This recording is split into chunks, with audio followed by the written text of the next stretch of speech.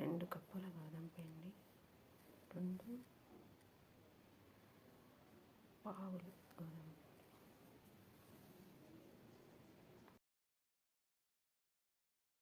2 స్పూన్ల నువ్వులు,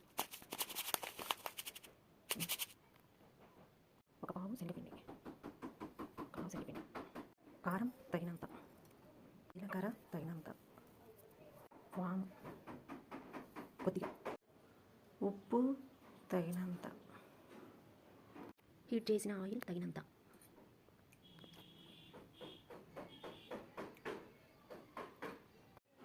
ఇంకా వేడి నీళ్ళు పోసి కలుపుకోవాలి. పిండి కలిపి పెట్టుకోవాలి. ఇలా పిండి కలిపి పెట్టుకోవాలి. నూనె కాగిన తర్వాత చూడండి ఫ్రెండ్స్, ఇలా ఆయిల్లో వేయాలి. కాగిన తర్వాత తీసేసేయాలి. చూడండి ఫ్రెండ్స్, ఇలా అయిన తర్వాత తీసేసేయాలి. ఫ్రెండ్స్, ఎవరికైనా కావాలి అనుకుంటే స్క్రీన్ పైన నెంబర్ ఇస్తాను, ఆర్డర్ పెట్టండి.